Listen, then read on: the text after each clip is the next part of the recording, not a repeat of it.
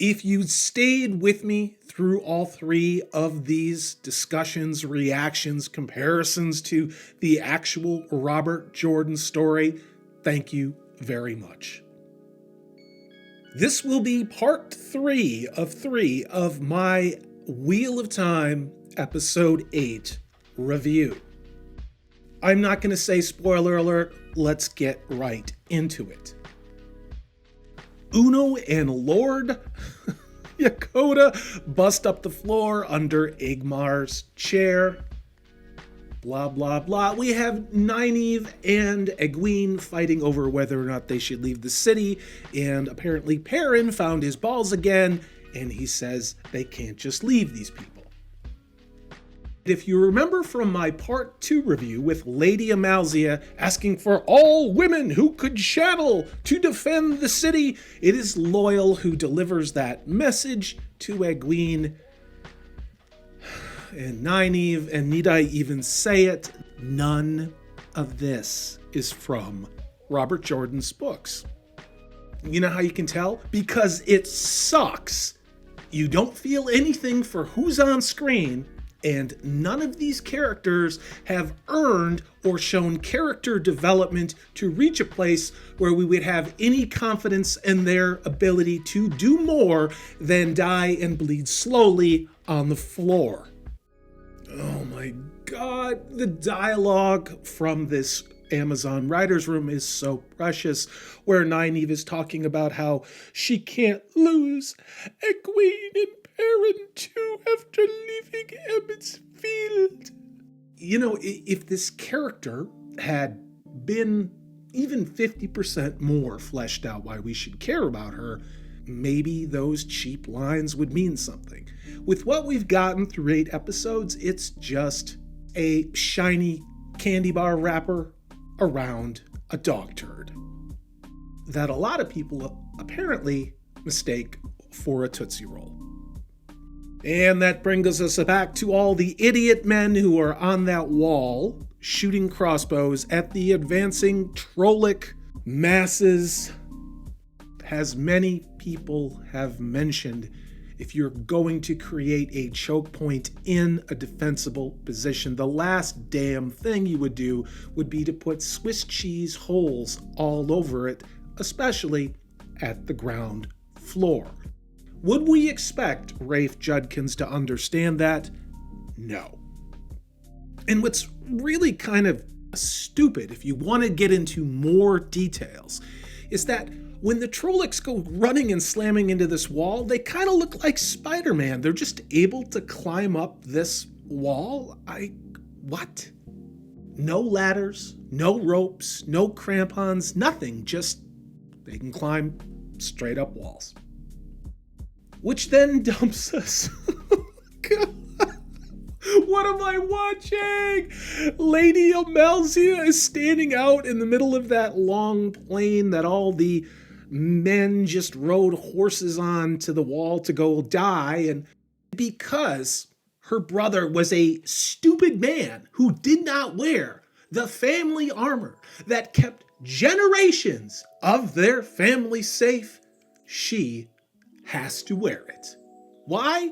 Because it's intersectional feminism. All of this is symbolism. All of this is messaging.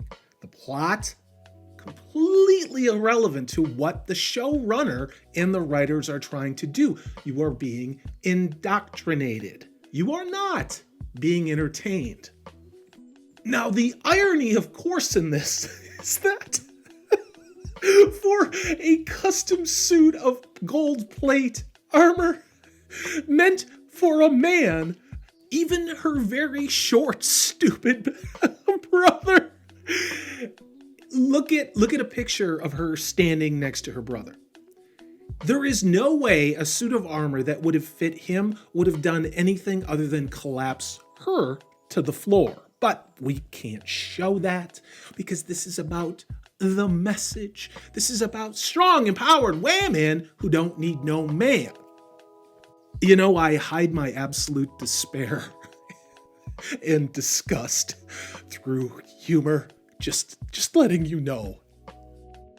Anyway, you have Lady Amalzia, wearing the magical shrink to fit the strong, independent whammon armor, out there on the plane like an idiot with two other unnamed strong, independent whammon, when who should come along?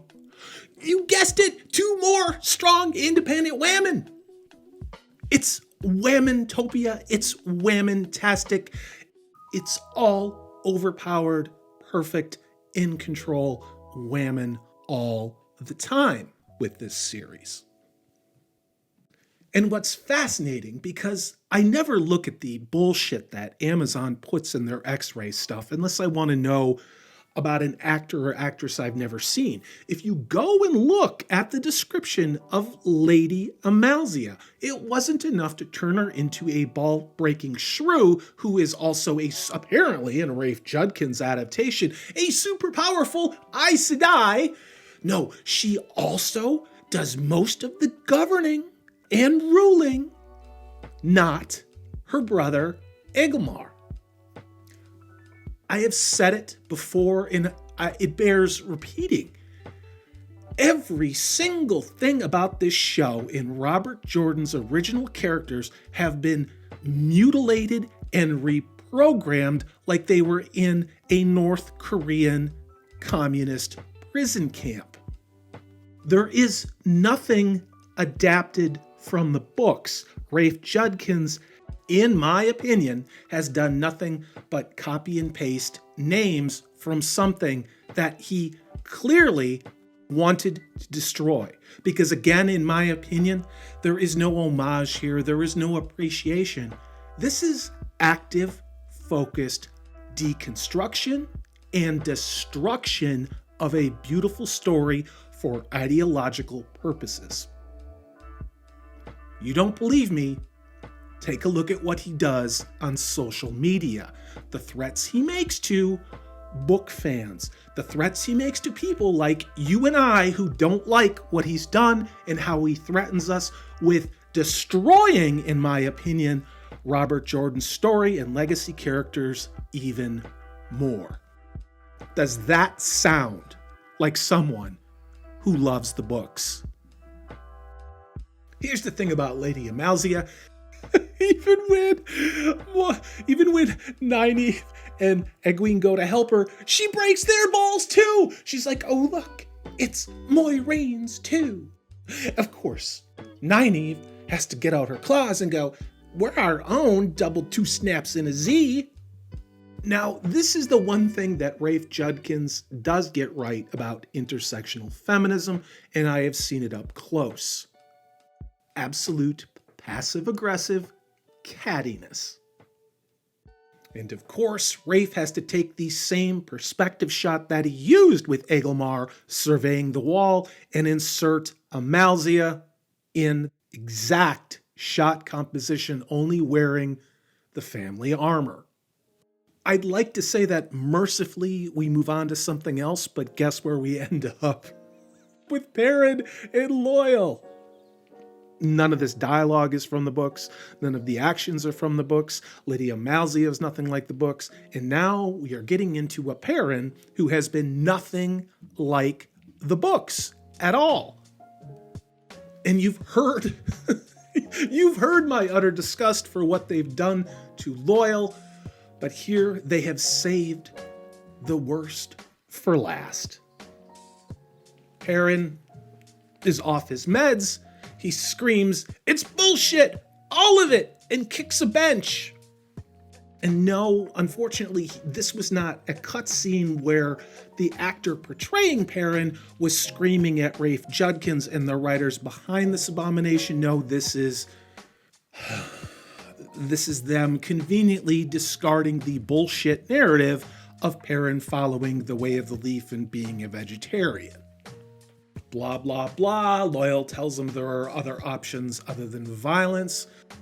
Loial goes, "In my experience, if you want to help, but don't know how, all you need to do is ask." It is too early to start drinking, but Just watching this episode as many times as I had, I'm going to keep it together. No day drinking.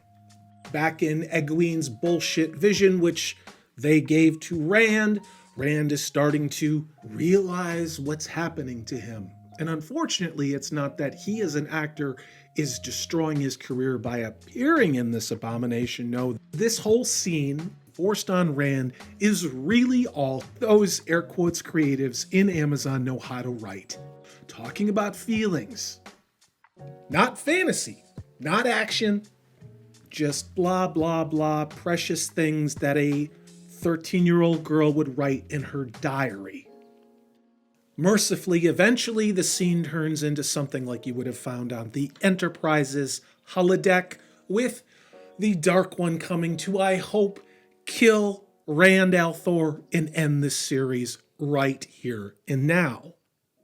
No, there's more talking. It's Ishmael talking about what Rand should know, what he can do. Kind of has a Matrix feel where one thing is being blue-pilled, one thing is being red-pilled. I can't help but see that in this scene. Back in the real world, in the made-up eye of the world, with the made-up characters in the wrong place, Moiraine hears Ishmael talking and then pulls out a knife and puts it at Rand's throat as he is in this dream state. And all I can think of is do it. Just do it, Moiraine. Let this end at one season.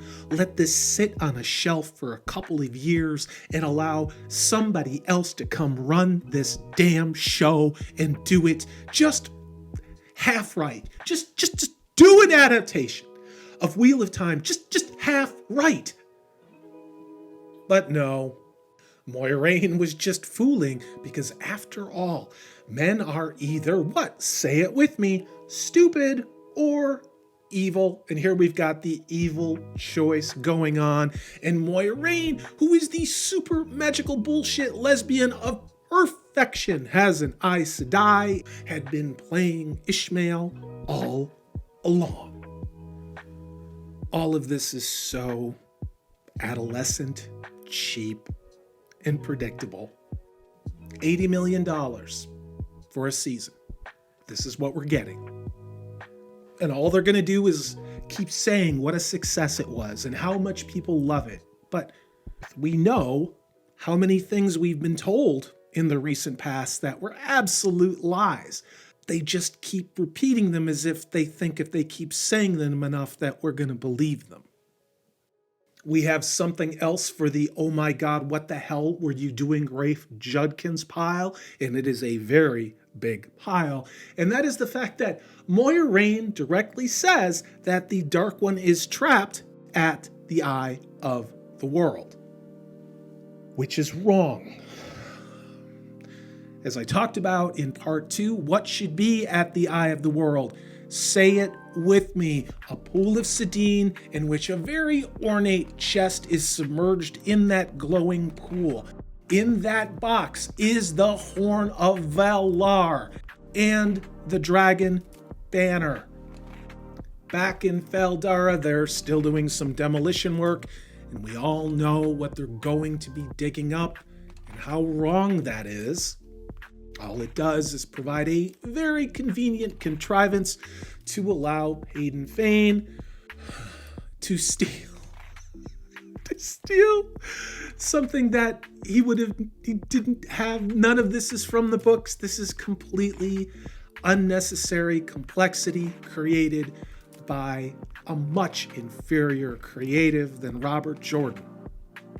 Who should wander up but Perrin and this show's terrible excuse for Loyal? I've said it many, many times. I love the actor they got to portray Loyal.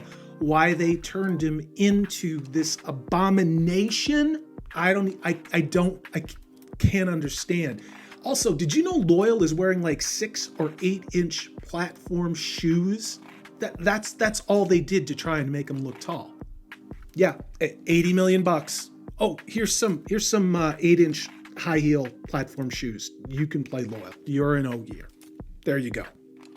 Back outside of Faldara, we have a completely unmoving scene of Lady Amalzia again standing in the family armor, which somehow just magically fits her just right, shedding a tear for her stupid brother who is on the wall with too many windows in it, using a crossbow to shoot an advancing army which is amassed below him.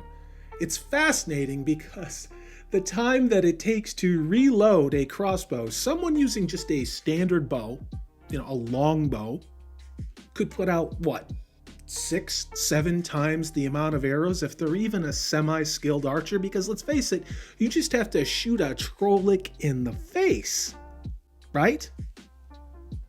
But hey, I guess somebody in the writer's room thought crossbows were cool and they stuck this crap in. We get more bad CG of the Trollocs looking like a dime store version of the CG used for Spider-Man. Egilmar gets a couple more crossbow bolts off before he is shish kebabbed into the wall. I don't have words. All I thought when I saw this scene was, oh my God, they're going to kill off every strong male character from the books, but only after they cuckold them to the point of irrelevance. Of course, the lesson being offered here is that if you're a stupid man and you don't ask women for help, you are going to be impaled by a Trolloc. Back in Egwene's dream, which was given to Rand, the Dark One slits Egwene's throat as he taunts him, and then because Rand begs him to, he unslits her throat. And it would appear that Rand is giving in to Ishmael back in the terrible real world of the Eye of the World, which is nothing like the books. Moiraine is slowly slitting Rand's throat. None of this is from the books. We then do a jump cut back to the basement of Faldara, where two strong independent women are guarding a door. Paden Fane knows the secret words to say. They let him in, and then he slices their strong independent women heads clean off. He brings some baddies with him, and obviously we know this has turned into a contrived heist storyline. Back in the throne room, Uno has finally managed to get that damn floor open, and Perrin wants to know what it is that they've been digging for. There it is, the horn of bloody Valir, lad. I did like who they cast for Uno, but what he's saying, I don't like him so much anymore. Once again, in less than 10 seconds, Rafe Judkins does an exposition dump to tell you about something as important as the Horn of Valir. That's it. No appreciation for the magnitude of it. Just boom, here's a little nugget of fact that we stuck in our bullshit story. It's like somebody reminded them, oh yeah, there's like this 15-book series with this rich history with artifacts and cultures and countries and politics and characters. Maybe you should take a little bit of that and shove it into your show. Blah, blah, blah. We get to another jump cut. All of the Trollocs, having dispatched all of these stupid men who went out to the wall with all the holes in it to die, are now running toward Faldara's only salvation, the strong, independent women. Lady Amalzia, two other chicks who don't even get a credit in the X-rays on Amazon, and oh yeah, Nynaeve and Egwene. Again, none of this happened in the books. Lady Amalzia is not an Aes Sedai. What am I watching? Lady Amalzia is, oh God. So she's like the bestest ever. She could on the spot do on the job bonding training with Egwene and Nynaeve, who have absolutely zero training. And I know people in my comments section have said, yeah, but Moiraine trained her. That's not training. Being able to teach her to light a flame was accurate from the books. It was in the wrong context, in the wrong situation, with the wrong people around. But being able to light a candle is not the same as what Egwene has been doing and is going to now do in the air quotes finale of this show. Thus begins perhaps the most tragic, book inaccurate, and entirely wrong sequence of scenes in the entire show. And in saying that, I realize what a high standard, a high bar has been set by Rafe Judkins and the creatives in that Amazon writer's room. All of the wispy, smoky bullshit Aes Sedai thing that Lady Amalzia is doing just reminds me of that scene, the way they jerk all those women. Indiana Jones, when Indy's tied up to a stake with Marion, and the Nazis are there with Belloc, and they open up the Ark of the Covenant, and then ghosts come out.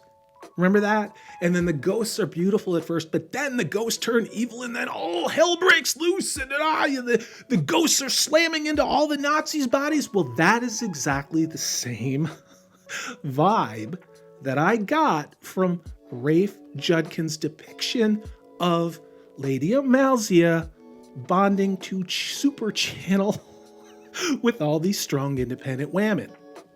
If you think I'm being facetious, go back and watch it yourself. Now, the CG, while they're doing their strong independent women starfish of Aes Sedai bullshit, the CG is grainy. They're doing some weird spinny thing with the camera where you get indistinct shapes. And all I can think of is they were in such a damn hurry or so short of budget, they just went with something a little better than wireframe mechanics on this to cut corners. If anybody out there has a differing opinion on that, tell me in the comments section, but I think it looks freaking terrible. We do another jump cut back to Perrin. They're still trying to get that damn box out of the floor. And who should he see but Padden Fane sneaking past? Yet another jump cut. And magically Rand can channel. Another jump cut of Ishmael talking to Moiraine, who is again cutting Rand's throat even more while he's asleep. What am I watching?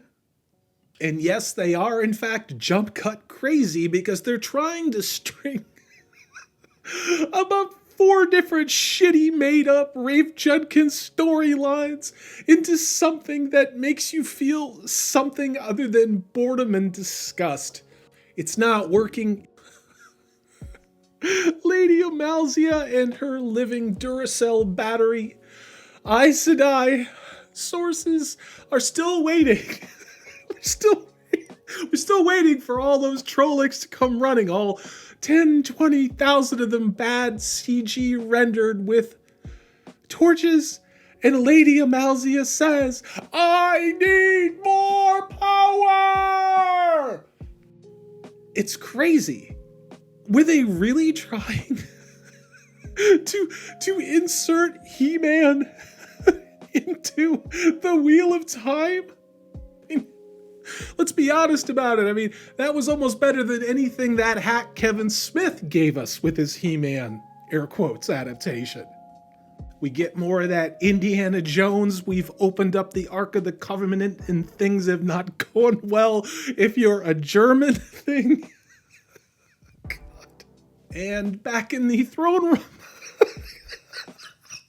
they're still trying to get that damn box out of the floor. Oh my God. And what's truly tragic is when they finally do get it out of the floor and pick it up, it looks like a plastic first aid kit from a country where they speak Arabic. It's about the size of a shoebox if you bought winter boots.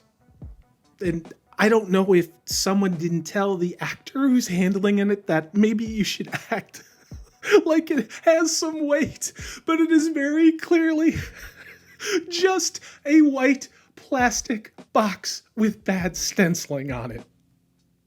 which is, in my mind, a perfect allegory for what they have done with the Wheel of Time on Amazon. And what do they do? What do they do with this? Oh, the Horn of Valar. That's so important to the dragon. What do they do?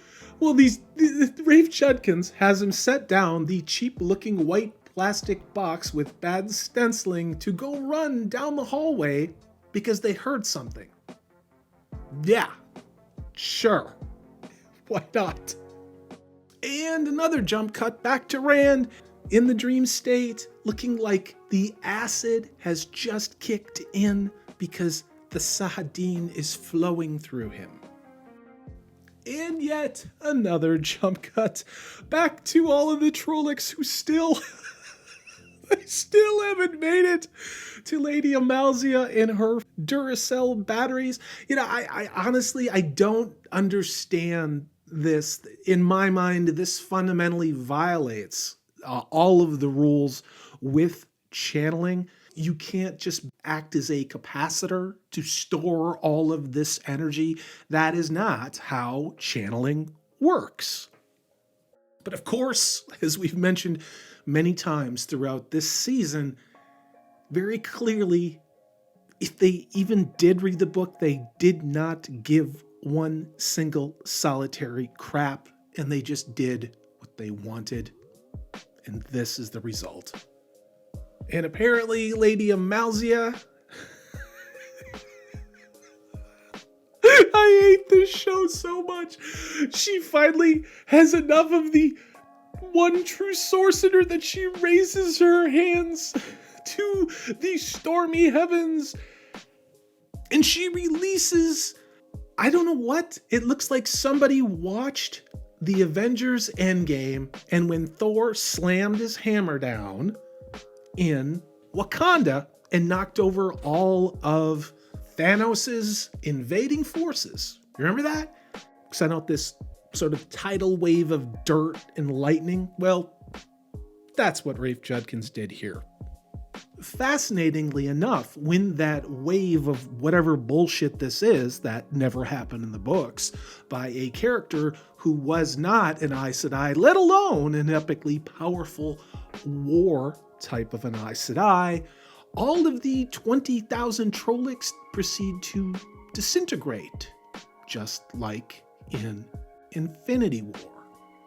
Now, I'm not gonna say that Rafe Judkins would ever steal visuals from movies like The Matrix, or Indiana Jones, or The Two Towers by Peter Jackson, or anything else from much more talented directors and writers. I'm not going to say that. What I am going to say is watch that scene again and see what you see.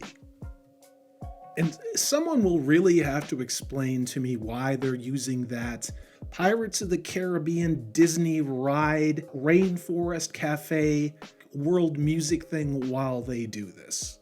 I mean, go back and listen to it. Yet another jump cut back to Rand with Ishmael, blah, blah, blah, blah, blah. The long and the short of it is Rand loves Egwene so much that he knows what she really wants is to go to the tower to be an Aes Sedai. So he's going to sacrifice his happiness just so that she can be happy. God, I hate this damn show so much. We then have Rand jump up in the real, in the wrong eye of the world, and the show suddenly becomes very fond of spinning, like you've put a shot of bourbon on a record player going around and around and around, or maybe that's just what I'm fantasizing about to deal with the show. Rand blows his wad of Sahadin all over Ishmael, and then Ishmael just kind of disappears, but the seal upon which they were standing cracks. We're not going to get into the books. We're just going to say that's what happens, and it's wrong. Yet another jump cut back to Perrin wandering the hallways. We get what is probably the most unintentionally funny scene of this entire shit season, where a bat flies out of a corner and it sounds just like the same bat noises if you watched Scooby-Doo when you were a kid and then the music kicks off. Yeah, this is just the bat, and then there's no Scooby-Doo, it's just this shitty show. Loyal appears to be dying. We've got Uno, who appears to be dying. We've got the other Lord guy, Yokota, who very clearly is bleeding out and is going to die, and Perrin can just stand there gaping. Paden Fane is taking a great deal of delight in stabbing and really hurting Loyal. And I'm going to say this for the millionth time, none of this happened in the books. These characters are not where they belong. They are not doing the things they should be doing, and they are not acting the way that they act in what Amazon spent hundreds of millions of dollars to buy.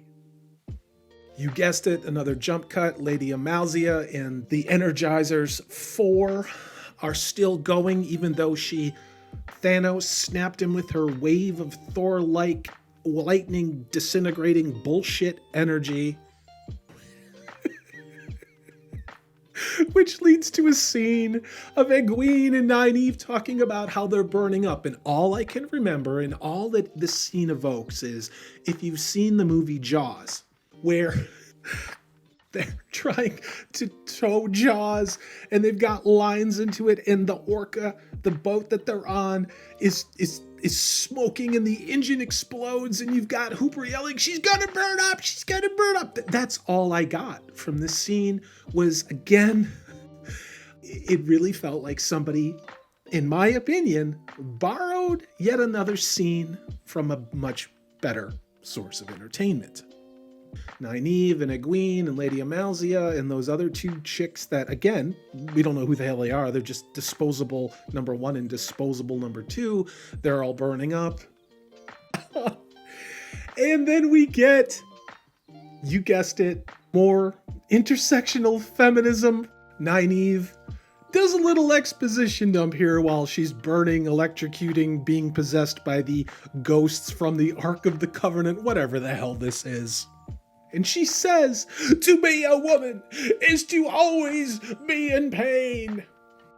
Egwene is being partly saved by Nynaeve taking all of the magical bullshit energy, and as Nynaeve's face is burning off, she continues to have the strength as a strong woman to say that bullshit.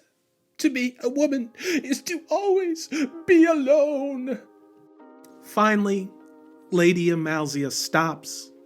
The channeling, the source being shotgun through all of them stops. And Lady Amalzia is left looking like something that has been left in a microwave for about 45 minutes too long, and then she falls over. If you were wondering what happened to the bullshit white plastic case with the bad scroll work on it, Paden Fane, and of course, what do they have him do? They have him vamp. We get really beautiful things from the books just jammed into short little sentences. And while he's sitting there just dumping exposition, we get a scene of bad guy Matrim. This video has gone on so long, and I just don't have the energy to do another 20-minute monologue correcting what Rafe Judkins has done. Let's just say that all of this is wrong. It is turned into the equivalent of literary vending machine food. That's all that it is. Robert Jordan gave us a banquet, a never-ending, multi-course, sumptuous, delicious, carefully prepared banquet.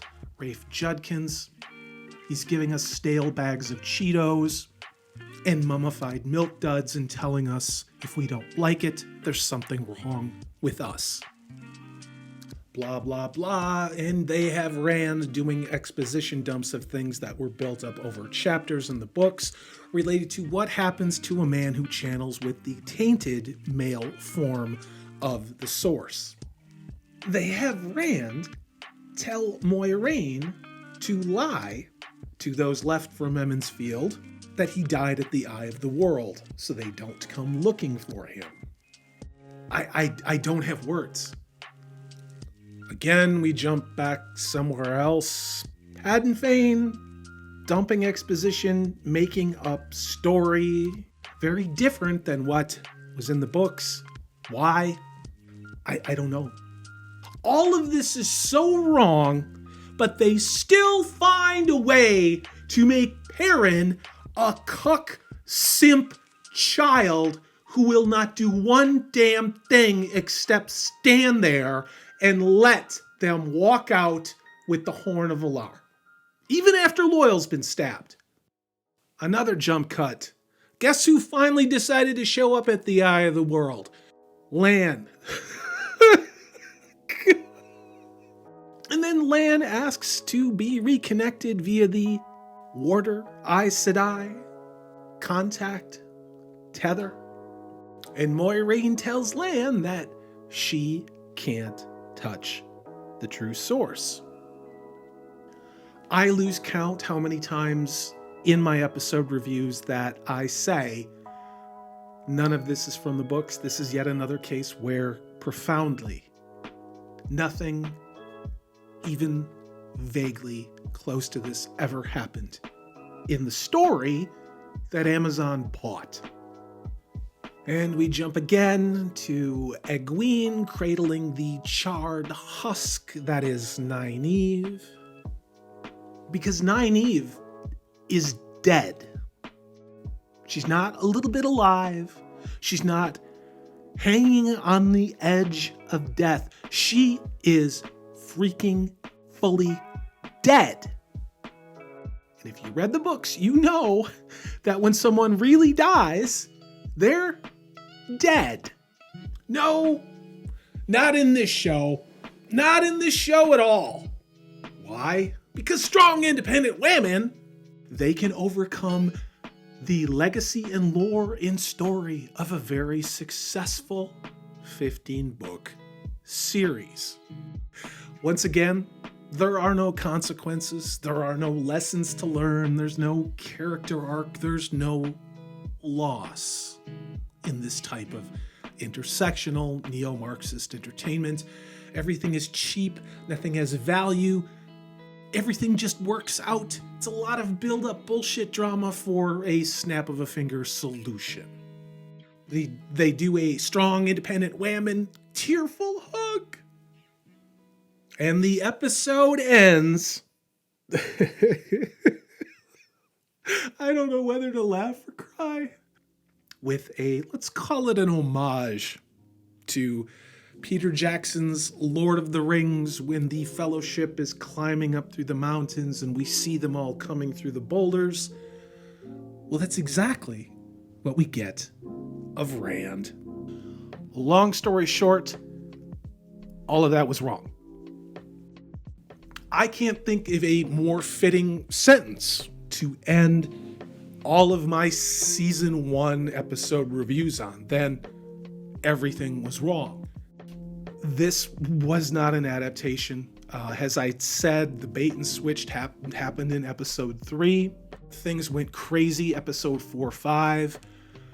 It never got better. It never course corrected. And if anything, it just seemed to stick up 2 very large middle fingers to people who read the books and go in the other direction, setting everything on fire. In my opinion, Rafe Judkins and the creatives in that Amazon writer's room somewhere around episode 4 in their writing realized that they had written themselves into an abyss from which they could not escape, and they had to fabricate all kinds of pointless bullshit complexity with little snack-size exposition dumps in every episode to pretend that this was even vaguely Robert Jordan's story. They failed in that. This has nothing to do with the Wheel of Time series. Has a show on its own. Let's say that Wheel of Time was not on the title card. What would I think of this? Well, I think it was a piece of garbage and trash that I would never watch. And if you want to know why, you can just go back through all of my episode reviews. I repeat the same things pretty consistently. It's bad writing. There's no character development. I don't like these characters. The characters do not have arcs. There are no stakes. I don't see any compelling reason to care about any of these characters or to care about the big bad in the show.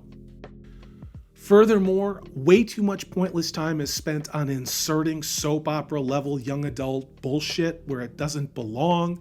The show is not about epic fantasy, scale, grandeur. What do you think?